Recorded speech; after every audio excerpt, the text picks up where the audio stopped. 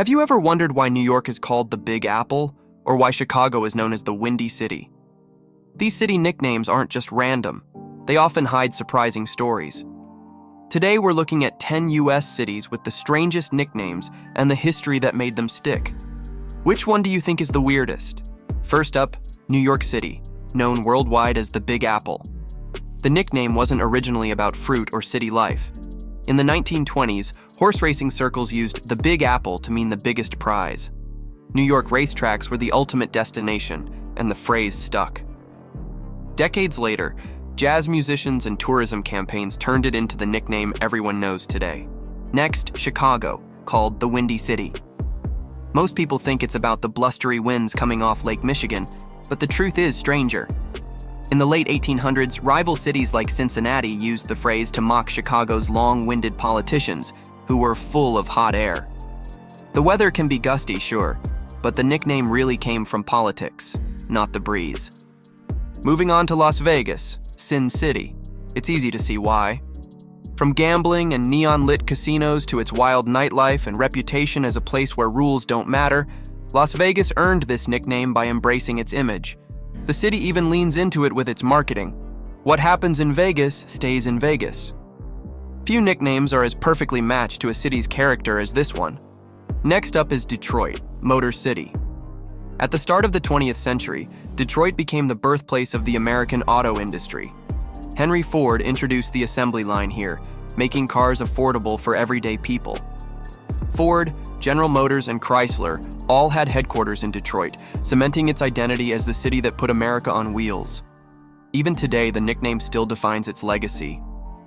Moving along, New Orleans, the Big Easy. While New York was the Big Apple, New Orleans picked up this name in the early 1900s from jazz musicians. They said it was easy to find work here compared to other cities, and the phrase stuck. Over time, it came to represent the city's laid-back vibe, its love of music, and its culture of taking life slow. Next is Philadelphia, the city of brotherly love. This one comes directly from the city's name itself, which was coined by founder William Penn. Philos means love in Greek, and adelphos means brother. So Philadelphia literally translates to brotherly love. It's more than just a nickname. It's built into the DNA of the city. Moving on, Los Angeles, La La Land. On one hand, it's a playful nickname for LA based on the city's initials, but it also reflects the dreamlike, sometimes disconnected vibe of Hollywood, a place where people chase fame and live in their own world. Some use it as a jab, but it's also a celebration of LA's reputation as the city of dreams. Next up, Nashville, Music City.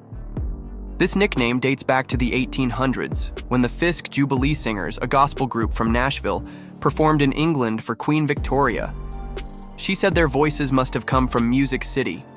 Since then, Nashville has grown into the center of country music, with the Grand Ole Opry, recording studios, and live venues giving it worldwide recognition. Moving along, Miami, the Magic City. This nickname came from how fast Miami grew.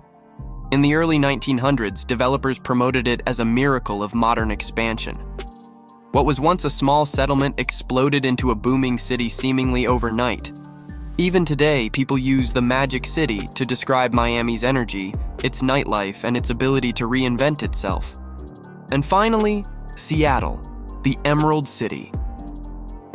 The nickname was chosen in the 1980s as part of a tourism campaign, inspired by the lush green forests and year-round evergreens surrounding the city. It also playfully connects to The Wizard of Oz, with Seattle being a kind of shining jewel of the Pacific Northwest. And that's 10 American cities with some of the strangest and most interesting nicknames. Some came from history, some from marketing, and some just stuck by accident. Which nickname do you think fits its city best? And which one feels the weirdest? Let me know in the comments, and don't forget to subscribe for more countdowns and geography stories from around the world.